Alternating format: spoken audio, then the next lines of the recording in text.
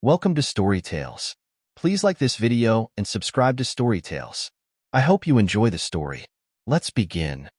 The crystal chandeliers of the grand ballroom at the Drake Hotel cast intricate shadows across marble floors, their light catching on diamond necklaces and platinum watches. Caleb Whitmore stood near the center of the room, a commanding presence in a custom Tom Ford suit that cost more than most people's monthly salary. His cold gray eyes scanned the crowd with the precision of a predator, noting every nervous gesture, every ambitious glance, every subtle sign of weakness he could exploit. 20 years ago, he'd been the one on the outside looking in, watching Chicago's elite from the wrong side of the velvet rope. Now he owned half the buildings they lived in, worked in, played in. The thought brought the ghost of a smile to his lips as he adjusted his platinum cufflinks, a small trophy from his first billion-dollar deal. "Mr. Whitmore," Thomas Peterson's voice carried across the polished floor. The bank executive's slight wheeze betrayed both his poor fitness and his eagerness to please. "That development in the Gold Coast, absolutely brilliant move." Caleb turned, his expression a carefully crafted mask of polite interest. "Thomas, I'm glad you could make it." His handshake was firm, dominant without being aggressive. He noted the slight tremor in Thomas's grip, the way his eyes couldn't quite meet Caleb's steady gaze. "I trust you've had time to review my proposal about the riverfront properties?" Before Thomas could stammer out a response, a burst of laughter cut through the refined murmur of conversation. Across the room, Celeste held court among a cluster of young men, her red Versace dress drawing eyes like a matador's cape. She twirled a strand of perfectly styled hair around one manicured finger, her other hand wrapped around a champagne flute that never seemed to empty. "The numbers you presented last week," Thomas pressed on, pulling Caleb's attention back. They're quite ambitious. I didn't build half of Chicago's prime real estate by thinking small, Thomas." Caleb's voice carried the quiet confidence of a man who knew the weight of his own power. "The riverfront project will redefine the entire neighborhood. Property values will double within 18 months. The only question is whether you want your bank's name on the success story." He watched Thomas shift uncomfortably, sweat beginning to bead on his upper lip. The man was weak, like so many others who'd inherited their positions rather than fighting for them. They'd never understand the kind of drive that took a poor kid from the South Side and turned him into one of the most powerful men in Chicago. Wyatt Mercer materialized at Caleb's side, his presence as familiar as a shadow. Tall and sharp-featured, Wyatt had been there since the beginning, when they were both hungry young men with nothing but ambition and a willingness to do whatever it took to succeed. "Thomas," Wyatt nodded coolly, then turned to Caleb. "The Singapore investors are here. They're eager to discuss the Maxwell Street project." Caleb checked his watch, a rare Patek Philippe that cost more than his first apartment. Perfect timing. He fixed Thomas with a steady gaze that made the banker swallow hard. "Think it over. But remember, opportunities like this don't wait." "Neither do I." As they moved through the crowd, Wyatt kept pace with practiced ease. Years of partnership had honed their movements into an efficient dance, every step calculated for maximum impact. "Harrison's looking nervous," Wyatt murmured, nodding subtly toward a silver-haired man trying too hard to appear casual. "Word is his West Loop project is falling apart. 3 contractors have walked off the job, and his primary lender is getting skittish." "Good." Caleb's response was clipped, satisfied. "Have our people ready to move on those properties when he defaults. And make sure the building department schedules an extra thorough inspection next week. I want every violation documented." "Already done?" Wyatt's thin smile matched Caleb's own. "I also had a chat with his project manager. Seems Harrison's been cutting corners on materials." One anonymous tip to the right journalist. They passed close to Celeste's group, where she now perched on a leather ottoman like a queen holding court.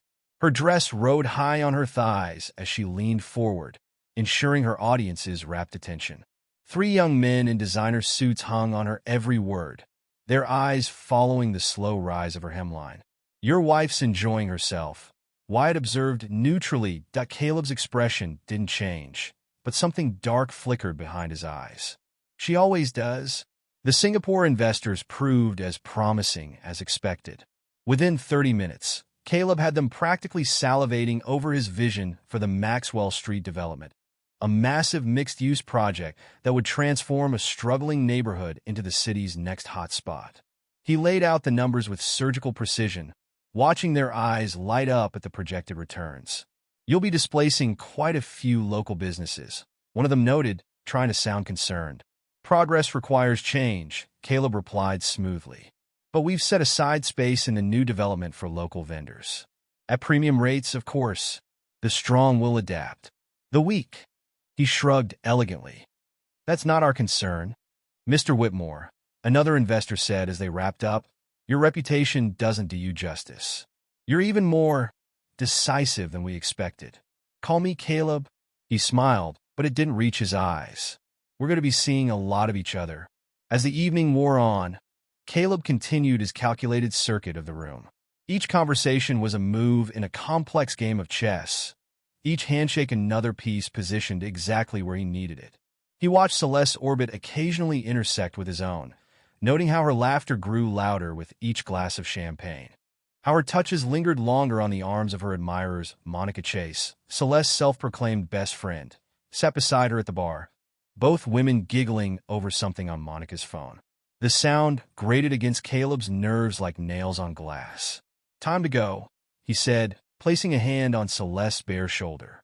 Her skin was warm from the champagne and the heat of too many admiring gazes. She looked up at him, her perfect features arranged in a practiced pout. "Already? We're having fun. Some of us work for a living." The words were mild, but they carried an edge that made Monica shift uncomfortably on her bar stool. Celeste stood, smoothing her dress with exaggerated grace. "You're such a bore, darling." She said it like an endearment, but Caleb caught the flash of resentment in her eyes, the slight curl of her lip that betrayed her true feelings. The ride home was silent, heavy with unspoken accusations.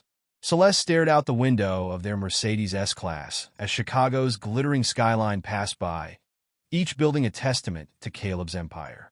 He watched her reflection in the glass, noting how her fingers kept checking her phone, the screen carefully angled away from him. Their penthouse occupied the top 2 floors of One Superior Place, one of Caleb's earliest development projects.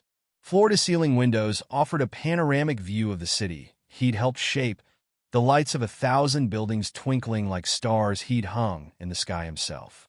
Celeste headed straight for the stairs, her heels clicking against the imported marble floors. "Wait." Caleb's voice stopped her halfway up. "I have something for you." She turned, curiosity overtaking her affected boredom.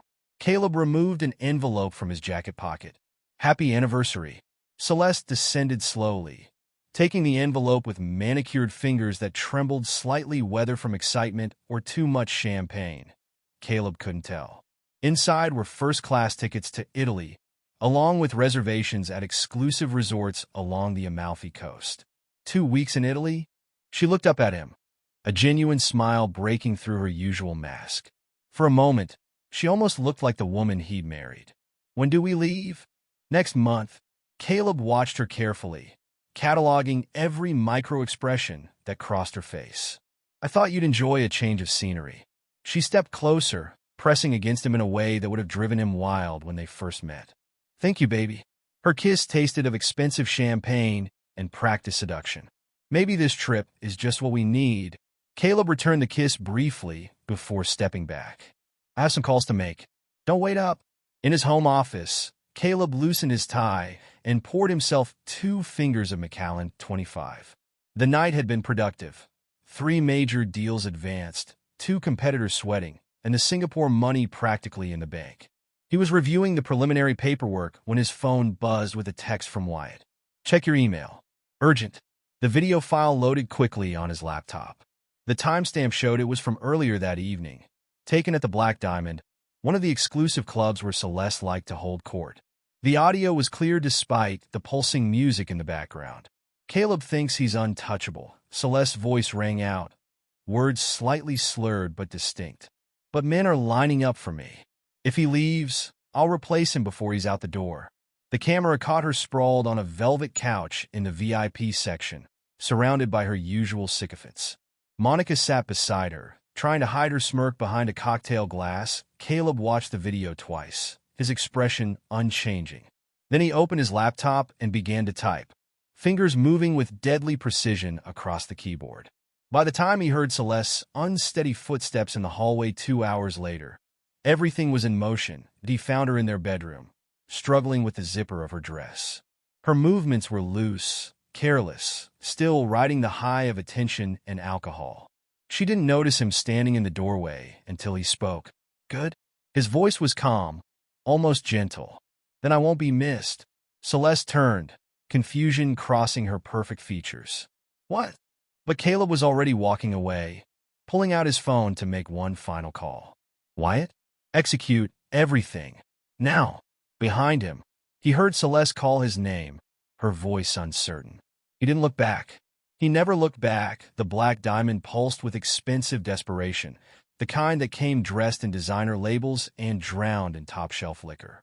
Wyatt Mercer sat at the bar, nursing a glass of Glenlivet 21, his phone's camera capturing every moment of Celeste's increasingly dramatic performance in the VIP section. The club represented everything he and Caleb had once despised, the wasteful indulgence of people who'd never known real hunger, real struggle.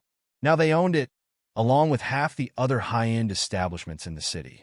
The irony wasn't lost on Wyatt as he watched Chicago's elite pay premium prices to pretend they belonged in Caleb Whitmore's world. Celeste had arrived an hour ago with her usual entourage, Monica Chase front and center, along with 3 other women whose names Wyatt never bothered to learn. They were all the same, hungry for status, desperate for attention, and ultimately disposable.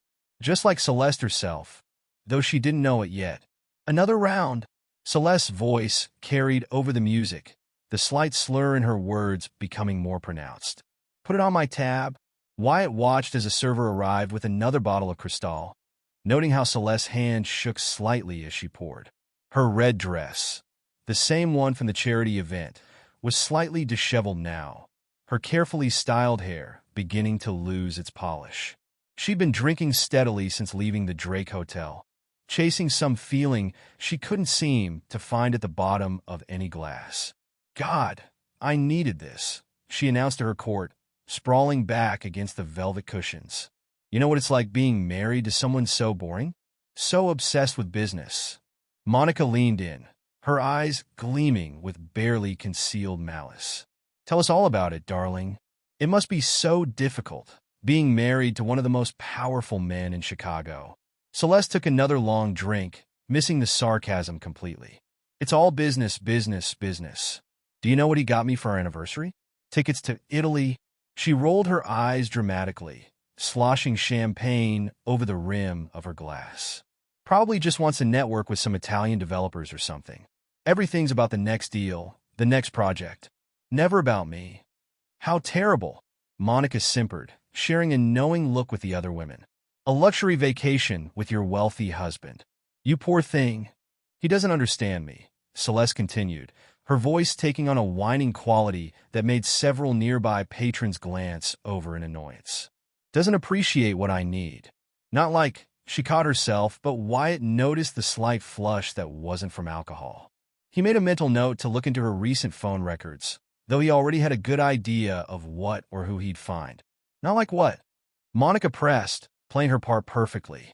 "Or should I say, not like who?" Celeste waved her hand dismissively, but her eyes darted around the VIP section with sudden awareness. "Nothing. Just, there are plenty of men who would kill to be with me. You've seen how they look at me." "Oh, we've all seen it," Monica agreed, her smile sharp as a blade. "But surely you'd never. I mean, Caleb's been so good to you. Why shouldn't I?" Celeste's voice rose, fueled by alcohol and wounded vanity. She stood up unsteadily, swaying slightly in her stilettos. "Caleb thinks he's untouchable, but men are lining up for me. If he leaves, I'll replace him before he's out the door." The declaration hung in the air for a moment before she laughed, the sound brittle and false. "Not that he ever would. He needs me. His perfect wife, his arm candy for all those boring business dinners."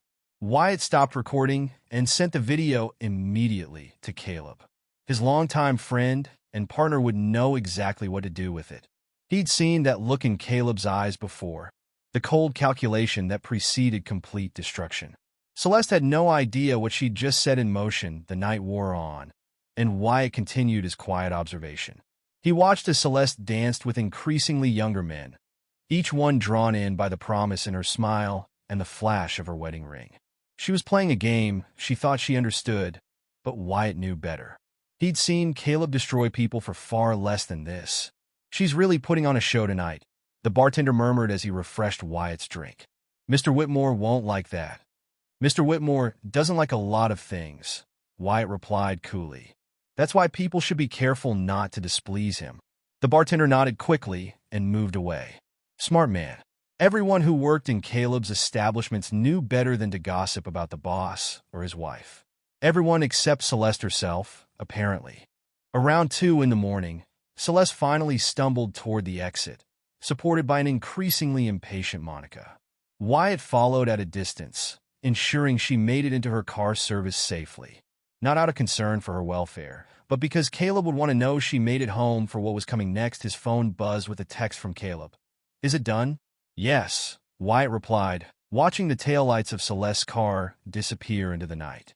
"Everything's in place. She won't know what hit her." "Good." Caleb's response was immediate. "Start with the accounts. I want her cut off completely by morning." Wyatt smiled grimly as he headed to his own car. Tomorrow would be interesting indeed. The morning sun pierced through the penthouse windows with cruel intensity, finding Celeste sprawled across the king-size bed still, wearing her red dress from the night before.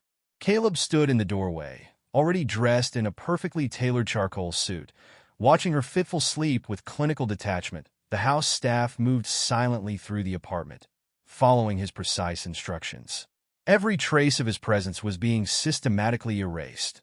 Clothes, personal items, even the rare books he'd collected over the years. The Macallan he'd been drinking the night before was already gone from his office, replaced by an empty shelf that seemed to mock everything Celeste had taken for granted. Sir Marcus, his head of security, approached with the quiet efficiency that had earned him his position. "The transfers are complete. All accounts have been cleared and reassigned as specified." Caleb nodded once, his eyes never leaving Celeste's sleeping form. "The cars?" "Moved to the secure location, including Mrs. Whitmore's vehicle." Marcus paused, then added, "The Range Rover she ordered last week has been canceled." The dealer was understanding about the situation. "Good." Caleb checked his watch, a different one from the previous night. This one even more expensive. "Coordinate with building security. I want her access restricted to this floor only, effective immediately. And make sure all the staff know anyone who helps her after today never works in this city again." Everything was proceeding according to plan. Caleb had spent years building his empire, and he'd learned early on to prepare for every contingency. Celeste's betrayal hadn't surprised him. He'd seen the signs months ago, but had waited for the perfect moment to strike. The Italy trip had been the perfect setup, making her believe she still had him fooled while he orchestrated her complete destruction. His phone buzzed steadily with updates throughout the morning. Joint accounts cleared. Credit cards deactivated. Club memberships canceled. Social club access revoked. Spa appointments canceled through end of year. Personal shopper accounts terminated. Gym membership revoked. Each message was another nail in the coffin of Celeste's carefully constructed world. By noon, she would be effectively erased from Chicago's social elite just as thoroughly as she'd tried to erase his significance in her life. Wyatt arrived as the last of Caleb's possessions were being removed, his presence as familiar as a shadow. "The video's already making rounds in certain circles," he reported, keeping his voice low. "Monica's been particularly helpful in spreading the word. Amazing how quickly people turn when they smell blood in the water." "Remind me to send her a thank you gift," Caleb said dryly. "Something expensive enough to ensure her continued cooperation. Perhaps that penthouse she's been eyeing in the Gold Coast." "Already arranged?" Wyatt smiled thinly. 30% below market value. She nearly cried when I called her this morning. A small sound from the bedroom caught their attention. Celeste was beginning to stir, her hand reaching automatically for her phone on the nightstand. "That's my cue." Caleb straightened his tie, checking his reflection in the window. Perfect, controlled, untouchable. "Make sure everything else proceeds as planned. I don't want a single loose end." "Entertainer friend?" Wyatt asked quietly. "Jace?" A cold smile crossed Caleb's face. "By this time tomorrow, He'll be looking for work in another city, preferably another country. I hear Australia is nice this time of year. I'll make sure he gets the message.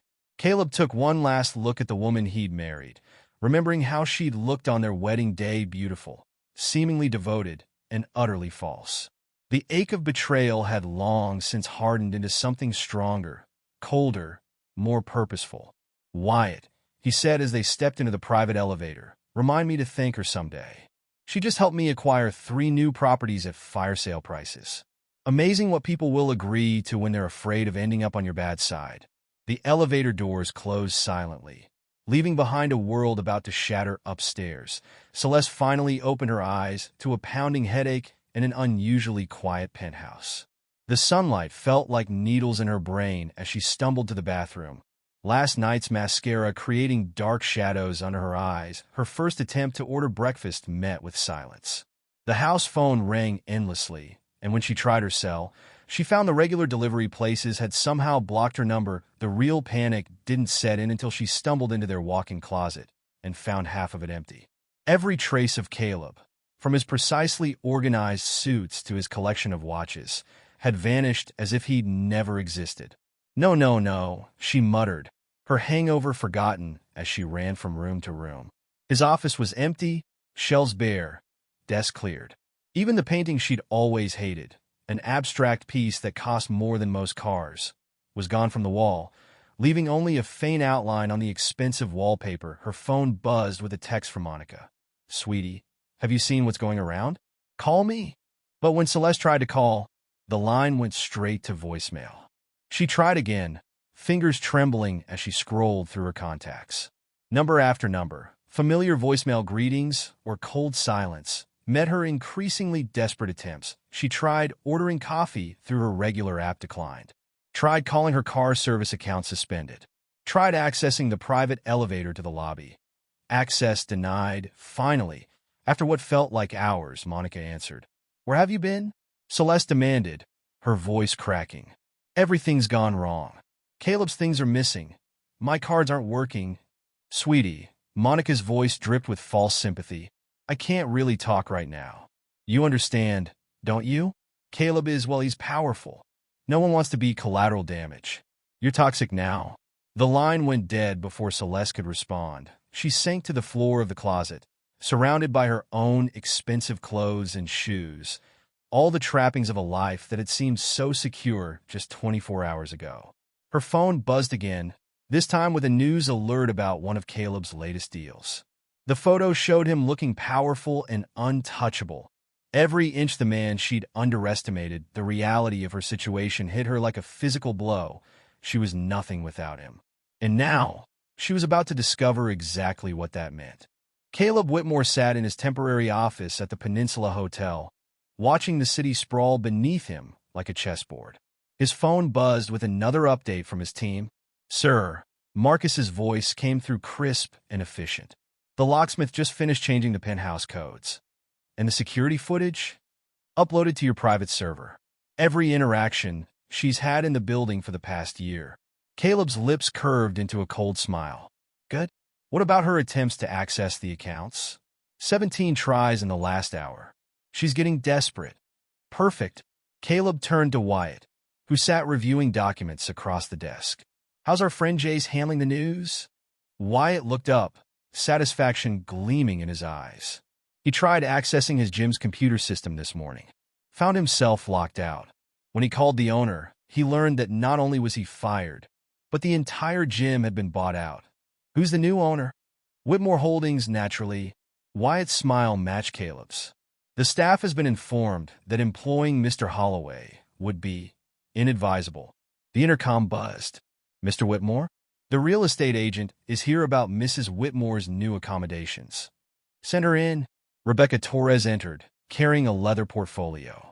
Her sharp suit and perfectly maintained composure spoke of someone who understood the value of appearance in their world. "Mr. Whitmore," she began, laying out photos on his desk. "I've found exactly what you specified. The Crown Heights apartment. 3rd floor, no elevator, next to the elevated train tracks. The neighborhood has the highest crime rate in the district." Caleb examined the photos. The building was exactly what he wanted, a dramatic fall from the luxury Celeste was accustomed to. The current tenants, he asked, being compensated generously to break their lease, Rebecca replied. The apartment will be available tomorrow. Perfect. Caleb signed the paperwork without hesitation. Make sure the lease is ironclad. I want her to understand exactly how far she's fallen. There's more, Wyatt interjected, holding up his tablet.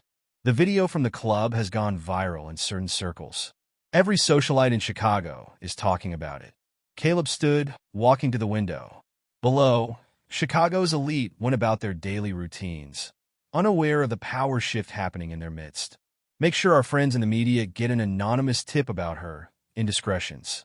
I want her name toxic in every circle that matters. Already done, Wyatt pulled up several email threads. 3 gossip columnists, 2 society bloggers, and 1 very eager lifestyle magazine editor. They're all running stories by tomorrow. A knock at the door interrupted them. Marcus entered, his expression grim. Sir, Mrs. Whitmore is attempting to access the executive floor at Whitmore Tower. Security has detained her. Caleb's expression hardened. Put her on speaker. The sound of Celeste's voice filled the room, desperate and angry. I demand to see my husband. Do you know who I am? Mrs. Whitmore. The security guard's voice was professionally neutral. I'm afraid your access has been revoked. I'll have to ask you to leave the premises. Revoked? I'm his wife. I live in the penthouse.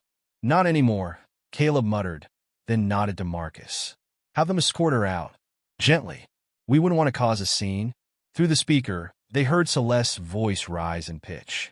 Don't touch me. I'll have your job for this. Actually, the guard replied, Mr. Whitmore's instructions were very clear. Please don't make this more difficult than it needs to be. The sound of heels clicking against marble faded, accompanied by muffled protests. Well, Wyatt observed dryly. She's taking it about as well as expected. Caleb returned to his desk, pulling up another document on his laptop. How's the social media campaign progressing? Every influencer and society photographer in Chicago has been informed Mrs. Whitmore is persona non grata. Any establishment that welcomes her risks losing their preferred status with Whitmore Holdings. And Monica, playing her part perfectly. Wyatt pulled up a series of text messages. She's been spreading the video and adding her own colorful commentary. The social humiliation is complete. Rebecca, who had been quietly observing, cleared her throat. The Crown Heights apartment will be ready by 5 p.m. Should I have the keys delivered? No. Caleb's voice was ice. Let her find it on her own. I want her to experience every step of this fall. Another buzz from the intercom. Mr. Whitmore? There's a call from the Four Seasons. Mrs. Whitmore is attempting to book a suite using her old account. Decline it, Caleb ordered. In fact, call every hotel in our network. Make sure they understand the consequences of offering her accommodation. Wyatt raised an eyebrow. Every hotel? Every single one. Caleb's voice left no room for discussion. I want her to understand exactly what she's lost. The afternoon progressed with military precision.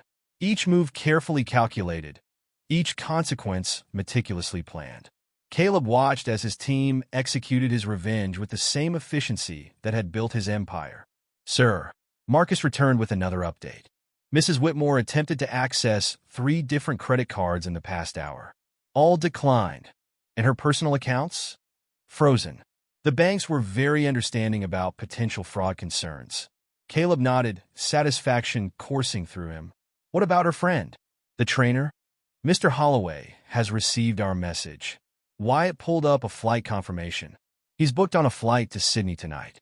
One-way ticket. Make sure he uses it. A text message lit up Caleb's phone. It was from Monica. She just called me crying, begging for help.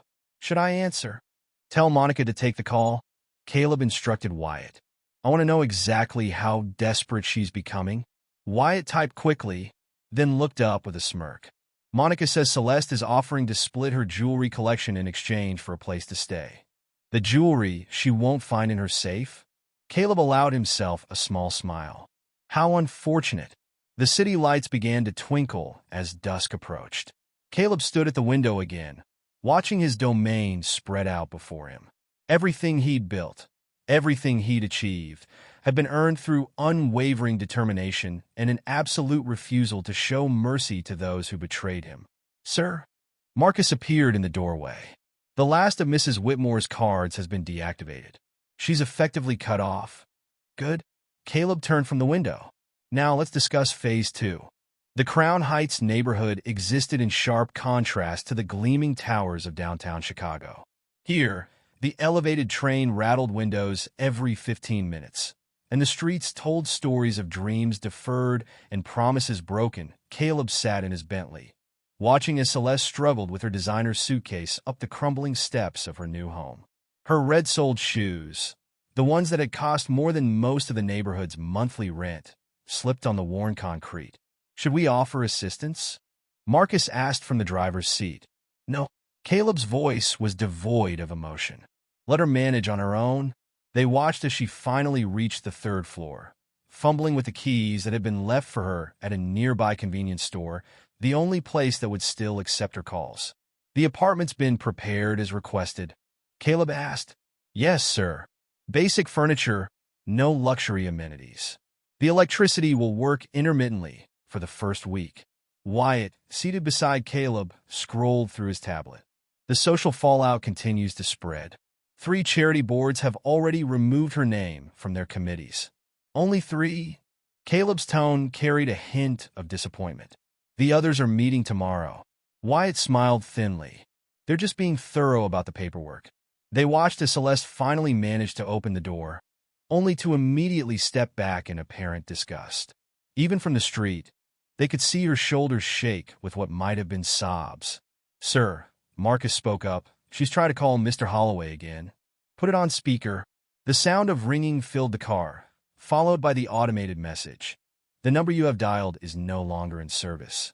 Celeste's frustrated scream echoed down the street, causing a group of locals to look up with mixed curiosity and disdain. "I believe," Wyatt observed, "she's beginning to understand her new reality." "Not yet." Caleb's eyes remained fixed on the figure now slumped against the doorframe.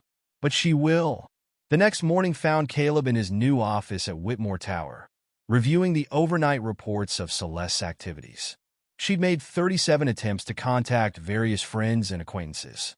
All had gone unanswered or been met with barely concealed derision. "The latest from Monica," Wyatt announced, entering with fresh coffee. "Celeste showed up at her yoga studio this morning. Created quite a scene." Details. Apparently, she offered to forgive Monica's betrayal in exchange for help. Wyatt's smile was sharp. Monica had security remove her. Very publicly. Caleb nodded approvingly. "The yoga studio, we own it?" "As of an hour ago." Wyatt placed a contract on the desk. Monica was quite pleased with the membership discount we offered her. A knock at the door preceded Marcus's entrance. "Sir, you'll want to see this." He placed a tablet on the desk, showing security footage from a high-end restaurant downtown.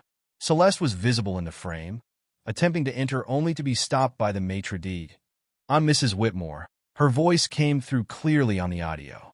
"I have a standing reservation." "I'm afraid not, madam," the maitre d' replied smoothly. "Your name has been removed from our guest list.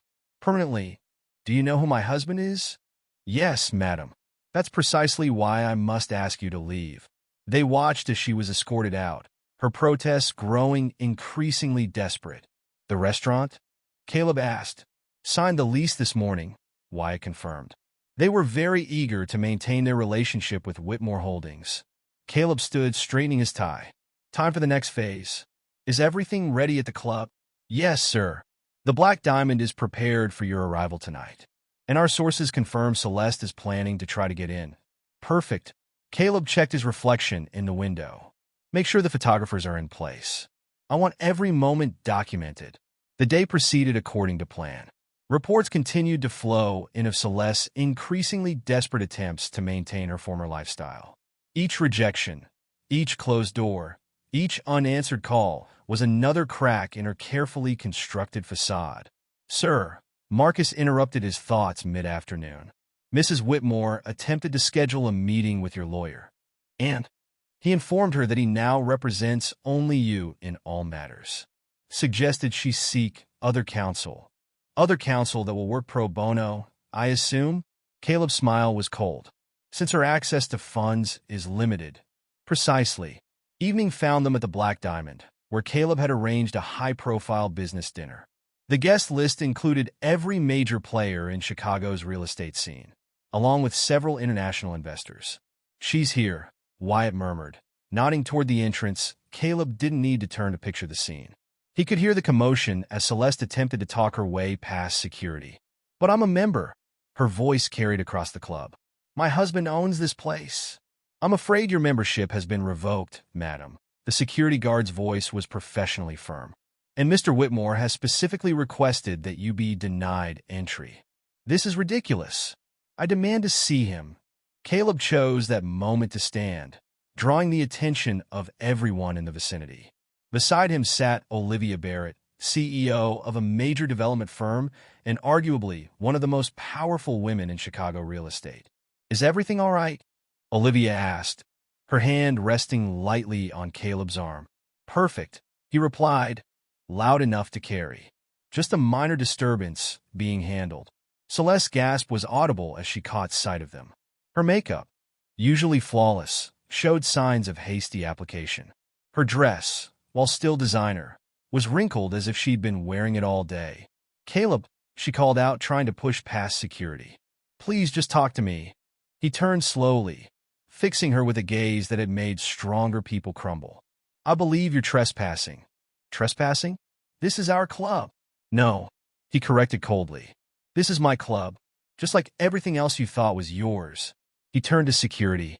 "Please escort the lady out, and ensure she understands that this is her final warning. You can't do this to me." Celeste's voice cracked with desperation. "I'm your wife." "Actually," Caleb replied, his tone conversational, "you're nothing to me." "Not anymore." He turned back to Olivia, dismissing Celeste completely. Now, about that waterfront development. The sound of Celeste's protests faded as security removed her, but the damage was done. Every person in the club had witnessed her humiliation, and Caleb knew the story would be circulating through Chicago's elite circles before midnight. "Brutal," Wyatt commented quietly as he joined Caleb at the bar later. "Effective, but brutal." "She chose this," Caleb replied, sipping his scotch. "Every action has consequences. It's time she learned that lesson." The following week brought a new wave of humiliation for Celeste. Caleb watched from afar as his plan unfolded with precision, each element designed to strip away another layer of her former life. The video has gone viral. Wyatt reported one morning, placing a tablet on Caleb's desk. Someone leaked her club rant to social media. The comments are not kind. The screen showed Celeste's drunken declaration about replacing Caleb, now overlaid with mocking commentary from Chicago's social elite. Below it, a series of photos documented her recent attempts to maintain her former lifestyle, each more desperate than the last. And the personal messages? Monica came through. Wyatt pulled up another screen. Every nasty comment Celeste ever made about her friends has been shared with the respective parties. She's effectively burned every bridge she might have used for support. A knock at the door preceded Marcus's entrance. "Sir, we have a situation at the penthouse." "Go on." Mrs. Whitmore attempted to gain access through the service entrance. When that failed, she tried to convince one of the cleaning staff to let her in. Offered them money she doesn't have. Caleb's expression remained unchanged. And security removed her, but not before she caused quite a scene. She was emotional. Emotional how? Marcus shifted slightly. "She was claiming you'd stolen her life, her identity. Said she'd go to the media." "Will she?" Wyatt asked. Caleb's laugh was without humor. "With what story? That her wealthy husband cut her off after she publicly declared she could replace him? That she lost her social status after betraying the man who gave it to her?" He shook his head. "Even if anyone would listen, she'd only humiliate herself further." The intercom buzzed. "Mr. Whitmore? There's a call from the Crown Heights building manager. Mrs. Whitmore is behind on her rent." "Already?" Wyatt raised an eyebrow. "It's only been a week. She's never had to manage money," Caleb replied. "Why start now?" He turned to Marcus. "Make sure the building manager understands our arrangement. The rent is to be demanded promptly, no exceptions." Another alert lit up Caleb's phone. This time, it was from one of his sources at the high-end boutiques where Celeste used to shop. The prodigal wife just tried to return several designer items, Wyatt read over his shoulder. Apparently, she was quite shocked to learn her store credit had been revoked. Did they record it? Of course. Wyatt pulled up the security footage on his tablet. Would you like to watch her attempt to negotiate with the manager? The footage showed Celeste, her appearance noticeably less polished than a week ago, arguing with a stone-faced store manager. These items are worth thousands. Her voice carried clear through the audio. I've spent hundreds of thousands here. I'm sorry, madam, the manager replied coolly, but our records show your account has been flagged. We cannot accept returns or exchanges from you at this time. Do you know how much your husband? The manager's tone grew colder. Yes, we're very aware of Mr. Whitmore. He's made his wishes quite clear regarding your shopping privileges. They watched as Celeste stormed out, clutching her shopping bags like shields. Speaking of shopping, Marcus interjected, the credit card companies have all reported multiple declined attempts in the past hour. She's trying every card she can remember. Caleb stood, walking to the window. The view from Whitmore Tower offered a perfect panorama of his domain. Has she tried accessing the safe deposit boxes? Yesterday, Wyatt confirmed. The bank manager enjoyed informing her that the contents had been removed months ago. Her jewelry, secured in the private vault, as requested. A notification pinged on Caleb's phone. Another attempt by Celeste to enter one of his properties. This time, it was the lakeside restaurant where they'd had their first date. She's getting desperate, Wyatt observed. Trying to access meaningful locations now. Sentiment. Caleb's voice was dismissive. Another weakness she never understood about me. The intercom buzzed again. Mr. Whitmore? Mrs. Whitmore is on line 1. She's quite insistent. Caleb exchanged a look with Wyatt, then pressed the speaker button. Celeste's voice filled the room, its usual polish cracked with desperation. Caleb, please. Just talk to me. He remained silent, letting her words hang in the air. I know I messed up. I was drunk, stupid. I didn't mean any of it. Still nothing. You can't just erase me like this. I'm your wife. Are you finished? His voice was ice. Baby, please. I'll do anything. I'm sorry. I didn't appreciate you. No, he agreed coldly. You appreciated my money. Not me. There's a difference. That's not true. don't. The single word cut through her protest like a blade. You love what I provided. The status. The lifestyle. The power of my name. But me? He laughed, the sound devoid of warmth. You never even knew me. Give me another chance, she begged. I'll prove it to you. You had your chance. You made your choice. He leaned forward slightly. Now you get to live with it. What am I supposed to do? Where am I supposed to go? You said it yourself at the club. Men are lining up for you. Why don't you go find one? The line went dead, leaving silence in its wake. That was kind, Wyatt commented dryly. Kind? Caleb raised an eyebrow. You actually spoke to her. More than she deserved. A knock at the door interrupted them. Rebecca Torres entered, carrying a fresh set of documents. The Crown Heights apartment update, as requested, she began. The heating is now programmed to work sporadically. The hot water will be limited to 10 minutes per day. And the neighbor's sound system has been enhanced. Perfect. Caleb signed the papers without reading them. What about her job search? Wyatt pulled up another screen. 7 applications submitted yesterday. All rejected within hours. Apparently, her skill set of trophy wife isn't in high demand. And Jace landed in Sydney this morning. Already has an interview lined up at a gym in Perth. About as far from Chicago as we could arrange. Caleb nodded approvingly. Make sure he understands the consequences of returning. Oh, he understands? Wyatt's smile was sharp. The video of Celeste's club performance made that very clear. The day continued with its parade of reports, each one documenting another piece of Celeste's downfall.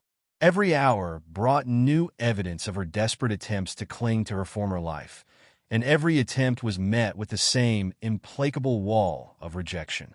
Sir, Marcus appeared again late in the afternoon. The social media campaign has reached phase 2. The compilation video is ready for release. Caleb looked up from his desk. Show me.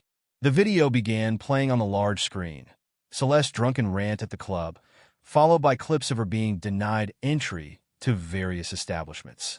Her increasingly desperate attempts to maintain her social status, each rejection more public than the last. The final clip showed her failed attempt to return her designer items, her composure cracking as reality set in. "Release it," Caleb ordered. "Make sure it reaches every social circle that matters." And Monica's final contribution? "Add it. Let everyone see exactly what Celeste thought of her best friend." The sun was setting over Chicago when the last report of the day came in. Celeste had been seen entering a low-end bar in her new neighborhood, asking about job opportunities. "How far the mighty have fallen," Wyatt mused. Looking at the grainy security footage, Caleb stood at his window, watching his city transition from day to night. Each twinkling light represented another piece of the empire he'd built, another testament to his power. Power that Celeste had taken for granted, and now would never touch again. "Sir?" Marcus's voice was tentative. "Do you ever think about forgiving her?" Caleb turned, his expression carved from stone. "Forgiveness is for fools and weaklings. I didn't build this empire by showing mercy to those who betrayed me." The city lights seemed to pulse in agreement, each one a star in the constellation of his revenge. The morning sun cast long shadows through Caleb's office windows at Whitmore Tower, painting stark lines across his desk. 3 months had passed since he'd begun systematically dismantling Celeste's world, and the reports still arrived with clockwork precision. "Sir," Marcus entered, tablet in hand. "We have a situation at the lobby." Caleb didn't look up from his documents. "Let me guess. Mrs. Whitmore is demanding to see you. She's been here since 6 a.m.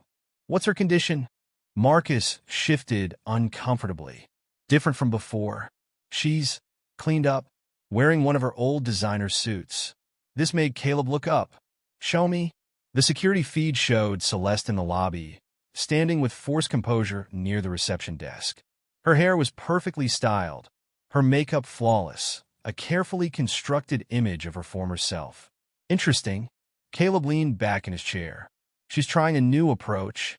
Wyatt entered, catching the end of their conversation. "She's been practicing this routine. Used the last of her pawned jewelry money to get herself cleaned up at a discount salon." "How thoughtful of her." Caleb's voice was ice. "She's making an effort for our reunion. Should we have security remove her?" Marcus asked. "No." Caleb stood, straightening his tie. "I'll handle this personally." "Wyatt, bring up the feeds from all lobby cameras. I want this documented." The elevator ride down was silent, each floor bringing him closer to the confrontation Celeste had been desperately seeking. When the doors opened to the lobby, he saw her posture stiffen at his appearance. "Caleb." Her voice was steady, practiced. "Thank you for seeing me." He stopped several feet away, maintaining a distance that spoke volumes. "You're trespassing. I needed to talk to you." She took a step forward, then stopped when his expression hardened. "Please, just hear me out. By all means." He gestured to the lobby's security cameras. "You have an audience." Celeste glanced at the cameras, then straightened her shoulders. "I was lost. I didn't appreciate what you gave me. I see that now. What I gave you." His laugh was sharp enough to cut. "I gave you everything, and you thought it was your due. I know. I was stupid, entitled." "Entitled?" He stepped closer, his voice dropping to a dangerous whisper. "You were nothing before me. A pretty face with expensive tastes and no means to support them. I lifted you into my world, and you thought you could replace me." "I was drunk," she protested. "Those words at the club, I didn't mean them." "Oh, but you did." His smile was cruel.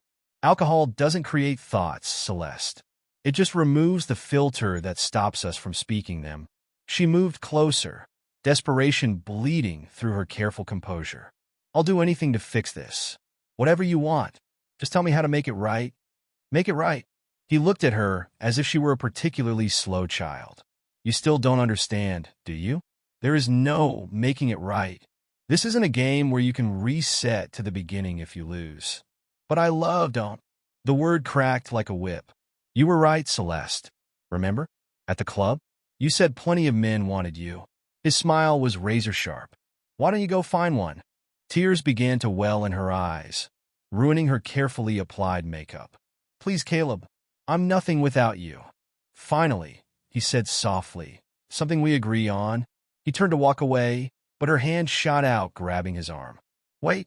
Security moved instantly, but Caleb waved them back. He looked pointedly at her hand until she released him, leaving a smudge on his pristine suit. "That," he said, brushing off his sleeve, "was your last mistake." He nodded to security. "Escort Mrs. Whitmore out, and make sure she understands that her next attempt to enter any Whitmore property will result in arrest." "You can't do this." Her composure shattered completely. "I'm your wife." "Actually," he turned back one final time, "you're just another person who thought they could betray me without consequences." A cautionary tale for others to learn from.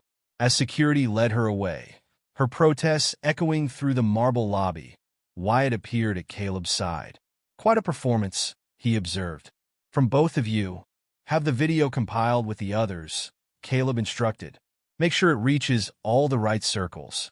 I want everyone to see exactly what happens when someone crosses me." Back in his office, Caleb reviewed the morning's business reports while Celeste's final attempt at reconciliation played out on a side screen. The footage had already been enhanced, edited to highlight her desperation and his dismissal. The social media response is immediate, Wyatt reported, scrolling through his tablet. "Your stock just went up, metaphorically speaking. Nothing commands respect in this city quite like watching you destroy someone." Speaking of destruction, Caleb looked up. "How's our friend Jace enjoying Australia?" "Sweating through his new job at a gym in Perth." "Literally. The air conditioning keeps malfunctioning." "How unfortunate." "He tried calling Celeste last week," Wyatt added. "Found his phone service mysteriously interrupted mid-conversation." A knock at the door preceded Marcus's entrance. "Sir, the reports from the Crown Heights apartment building?" "Go on." Mrs. Whitmore's rent check bounced. "Again. The job she managed to get at the local bar barely covers utilities." Caleb's smile was cold. "Make sure the building manager proceeds with the late payment penalties." "Every single one." "And her attempts to find other employment." "Still unsuccessful," Wyatt interjected. "Apparently, her resume of trophy wife and social butterfly isn't opening many doors." The intercom buzzed. "Mr. Whitmore? Your dinner reservation at Gibson's has been confirmed. Miss Barrett will meet you there at 8. "Perfect." Caleb checked his watch. A new acquisition that cost more than Celeste's monthly rent. "Make sure the usual photographers are in place." "Already arranged," Wyatt confirmed. "Though I doubt Celeste will attempt another scene. The last one cost her that bartending job she was so proud of getting." "Pride," Caleb mused, standing to look out over his city. "That was always her weakness. She thought it made her strong. Never understood that real power comes from patience, from calculation, from being willing to wait years to strike at exactly the right moment." "Speaking of moments," Marcus interrupted, "there's something you should see." He pulled up a new security feed on the main screen. It showed Celeste still in her designer suit, now sitting at a sticky bar in her new neighborhood. The contrast between her attempted polish and her surroundings was stark, painful. "When was this taken?" "Live feed," Marcus replied. "One of our new acquisitions." They watched as Celeste tried to maintain her dignity while serving drinks to men who reminded Caleb of himself 20 years ago, hungry, ambitious, dangerous. The kind of men she would have ignored in her previous life. "Sir?" Wyatt's voice carried a rare note of curiosity. "Do you ever regret not forgiving her?" Caleb turned from the window, his expression carved from marble. "Forgiveness is for fools. I didn't build this empire by showing mercy." On the screen, Celeste wiped down a bar stained with decades of spilled dreams, her designer suit already showing signs of wear. A black Bentley cruised past the window, Caleb's car, perfectly timed inside. He sat with Olivia Barrett, both of them dressed for their dinner reservation. Her laughter carried into the bar, making Celeste's head snap up just in time to see them pass. "Perfect timing," Wyatt observed. "There's no such thing as perfect timing," Caleb replied, straightening his tie. "Only perfectly planned moments."